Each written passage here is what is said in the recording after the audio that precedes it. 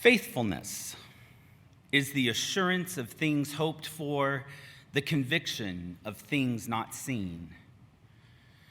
Some of you may recognize this as a quote from the Christian scriptures, specifically Hebrews 11:1. I'll give you a minute to turn to that. Maybe someone at home. But I remember as a young person in my grandparents' church learning this very scripture verse, committing it to memory.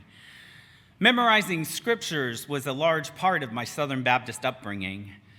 Back then, my understanding of these words was that my deeply held hope in my future was held in place by an always present, all-powerful deity whose outstretched hand controlled all aspects of my world, present and future, especially when life made it very difficult to imagine those things not yet seen. Now, I'm not going to lie to you. Life was so much easier back then, grounded in a kind of faithfulness that permeated my being without question and without deep reflection. Resting in the hope that all things I had yet to see or experience were held by a great divine was a comfort beyond comfort. This intense faithfulness allowed me to meet my difficulties head on, always believing that things would get better no matter how dire the straits. My life was held by a God that would keep me safe from all that life threw at me. There was no need to worry. There was no need to fear. As I grew, I realized that there were aspects of myself that caused a great disconnection between me and this level of faithfulness. My attraction to the same sex was something that I could no longer ignore as I reached adolescence. The closet that had served to protect me from others for so long had become isolating and lonely and was causing me to loathe myself. The constant desire to go to sleep queer and wake up straight was exhausting.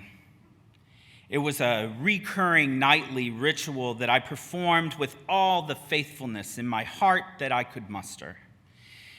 Even with this level of faithful devotion, I would still wake up in the same queer body in which I fell asleep.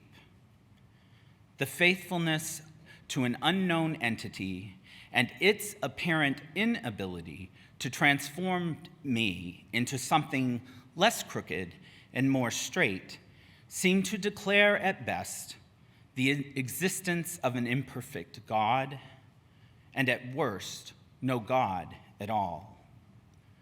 Where then is faith?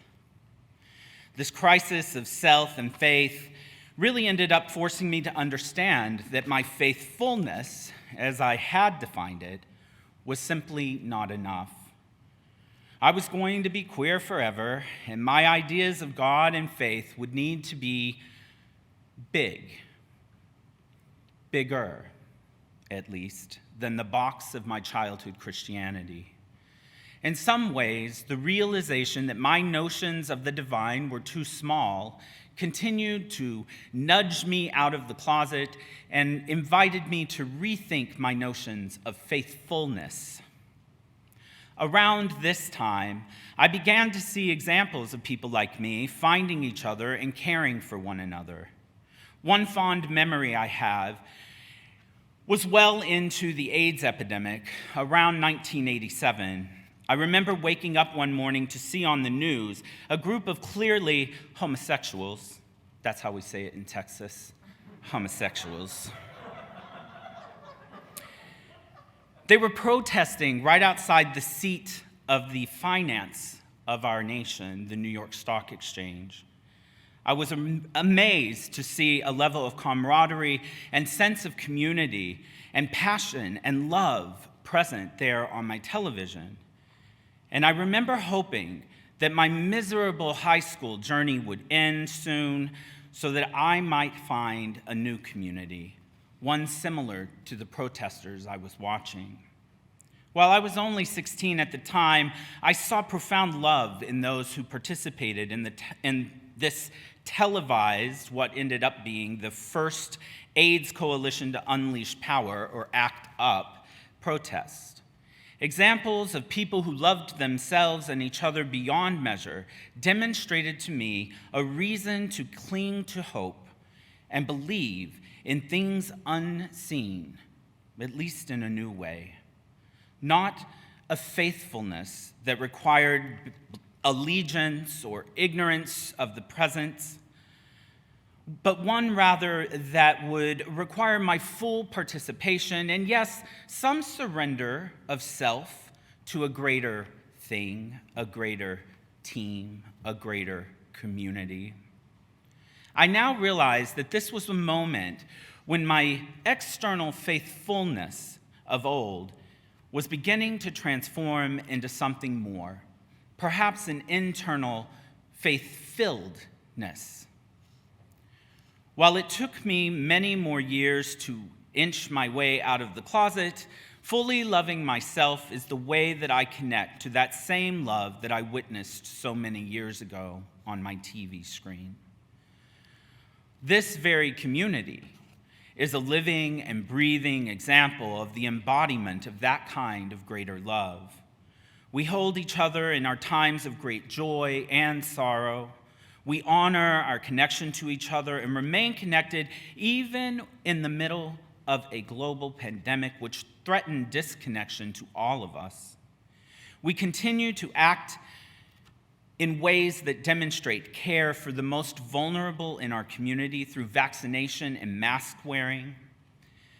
These may seem small, but they are very meaningful tasks and examples that underscore our communal ability to provide me personally with faith-filledness. Now, I'm much older now than that 16-year-old self, and now these are the things that I hope for: connection, community, and care. I also know that these are the very things that are also not always seen or realized.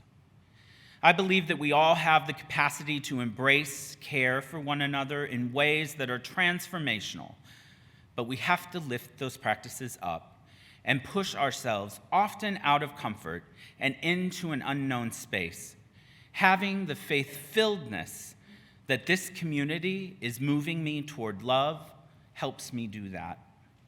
Faith to me now is more than just a deeply held belief that all will be okay due to the intercession of a God who holds and molds it all. It's much more involved, really. Faith-filledness forces me to realize that I must become the very hands of whatever deity may or may not be present. Those things I hope for are my responsibility to embrace and co-create with others in this community. I have a refound new meaning in the words of my religious past. I can absolutely confirm for me now that faith-filledness is the assurance of things hoped for, the conviction of things not seen.